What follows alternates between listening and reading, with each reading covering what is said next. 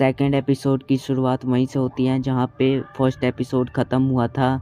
और हम देखते हैं कि वहाँ पे जितने भी लोग होते हैं वो बहुत ही ज़्यादा डरे हुए होते हैं। उन्हें कुछ समझ नहीं आ रहा होता कि यहाँ पे क्या चल रहा है। जो इनका लीडर होता है उसका नाम होता है मिस्टर संक, और वो कहता है कि आज हम बार बार बच गए। जिन्बू, अगर तुमने बताया नहीं होता तो आज हम सब के सब मर जाते। जिन्बू देखता है कि मिस्टर संक का एक हाथ पूरा कट चुका होता है। मिस्टर संग कहते हैं कि ये तो कुछ नहीं है, इससे भी बुरी चीज़ें मैंने देखी हैं।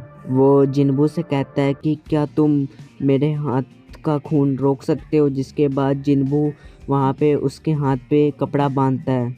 जूही बी रैंक के होने के बावजूद भी वो प्रेशर को हैंडल नहीं कर पाती, इसलिए उससे आसान मिशन पे भेजा जाता है। मिस्टर संग कहते हैं कि मैं खुद 2 से 3 बार बी रैंक के तहखानों से गुजर चुका हूँ, जो कभी कभी ए रैंक और कभी कभी एस रैंक के होते हैं।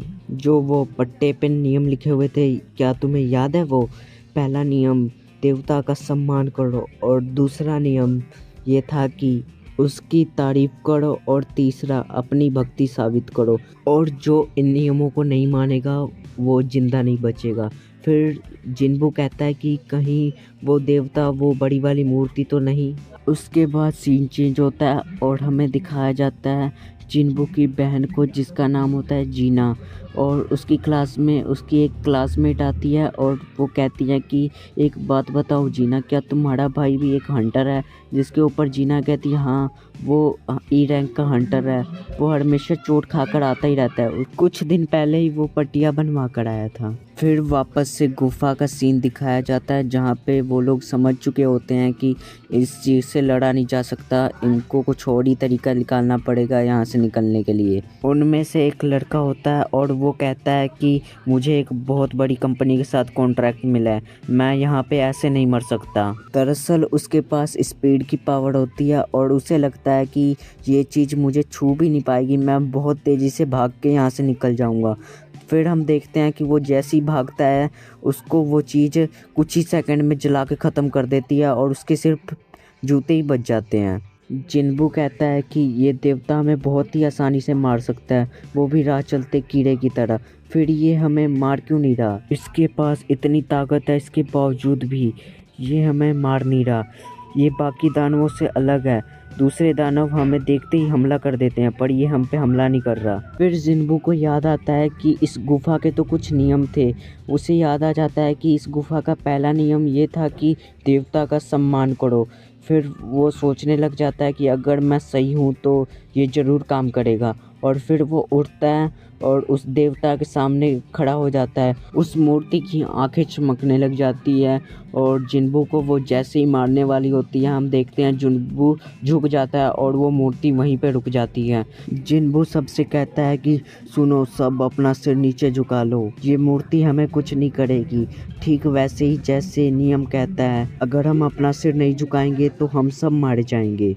उन सब के सिर झुकाते ही वो मूर्ति उन्हें कुछ नहीं करती और वो देवता जो होता है वो एक बहुत ही बड़ी स्माइल के साथ हंसने लग जाता है। उसके बाद वो बहुत ही ज़्यादा खुश हो जाते हैं। उन्हें लगता है कि वो अब बच चुके हैं और वो यहाँ से जा सकते हैं।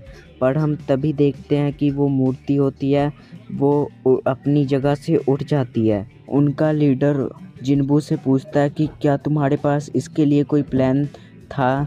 जिसके ऊपर जिन्बू कहता है नहीं, मेरे पास कोई प्लान नहीं है। पर जो भी हो, हमें यहाँ के नियमों की तोड़ने की गलती बिल्कुल नहीं करनी है। और दूसरा नियम ये था कि देवता की तारीफ करो। हमें जल्द से जल्द कोई ना कोई तरीका ढूंढना पड़ेगा। फिर उनमें से एक बंदा कहता है कि ये मुझे करने दो, मैंने दुनिया भर की संस्कृति के बारे में बहुत कुछ पढ़ा है। देवता को याद करने का तरीका सबका एक जैसा होता है। और वो उस देवता के सामने जाकर हाथ जोड़कर बैठ जाता है और फिर वो कहता है कि हे देवता, हमें सच्चाई का रास्ता दिखाओ। उस देवता को इससे घंटा कुछ नहीं फर्क पड़ रहा होता और वो उस बंदे को पैरों से कुचल देता है। उसको कुचलते ही हम देखते हैं कि वहाँ पे एक लड़की खड़ी होती है।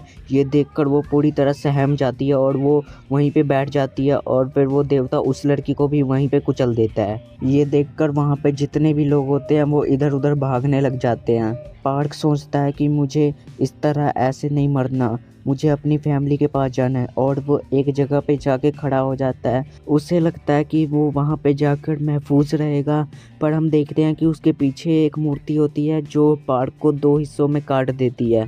जिन्बू सोचता है कि इस चीज़ की तारीफ करूं भी तो कैसे, ये तो एक शैतान है। पर वो जूही को अकेला नहीं छोड़ सकता, तो वो सोचता है कि मुझे कुछ ना कुछ तो करना ही होगा। वो देवता एक एक करके सबको मार रहा होता है। जिन्बू देखता है कि वहाँ पे अलग अलग तरह की मूर्तियाँ होती हैं जिनके हाथ में अलग अलग हथियार होते हैं, जैसे कि हथौड़े, तलवार। और वो देखता है कि उनके बीच में कुछ ऐसी मूर्तियाँ भी हैं जिनके हाथ में बाजे होते हैं। उसके बाद वो मिस्टर शंख से बाजों वाली मूर्तियों के पास जाने के लिए कहता है, जिसके बाद मिस्टर शंख उस मूर्ति के पास जाते हैं और उसके पास जाते ही वो मूर्ति बजने लग जाती है और देवता भी उन्हें कुछ नहीं कर रहा होता। फिर वो धीरे धीरे सारे उन मूर्तियों के पास जाने लगते हैं। जूही और जिन्बू भी एक मूर्ति के पास जाते हैं। उसके पास जाने के बाद वो मूर्ति कुछ नहीं बजा रही होती, क्योंकि वो 2 जाने होते हैं। जिन्बू दूसरी मूर्ति की तरफ जाता है और हम देखते हैं कि तभी वहाँ पे उसे देवता देख लेता है, जिसके बाद वो उसे कुचलने के लिए आगे बढ़ने लग जाता है। जिन्बू बचता बचाता खुद को बहुत ही मुश्किल से बाजे वाली मूर्ति के पास पहुँचता है। जैसे ही जिन्बू उस बाजे वाली मूर्ति के पास पहुँचता है, वो मूर्ति बाजा बजाने लग जाती है, जिसके बाद हम देखते हैं कि वो जो देवता होता है वो अपनी जगह पे वापस से जाकर बैठ जाता है। जूही जिन्बू के पास आती है और देखती है कि जिन्बू का एक पैर जूते के साथ ही कट चुका होता है। जूही जिन्बू को हील करने लग जाती है। चोट ज़्यादा लगने की वजह से हम देखते हैं कि वो हील नहीं कर पा रही होती और उसके मुंह से खून आ जाता है। वहाँ पे जितने लोग होते हैं वो मिस्टर शंख को दोष देने लग जाते हैं, अगर तुमने अंदर आने के लिए हाँ नहीं कहा होता तो आज ये सब नहीं होता। उसके बाद हम देखते हैं कि गुफा के सेंटर में एक बलिस्तान आ जाता है, जिसके बाद जिन्बू कहता है कि पुराने लेखों में इसका जिक्र हमेशा किया गया है, हम में से किसी एक को अपनी बलि देनी होगी अपनी भक्ति साबित करने के लिए।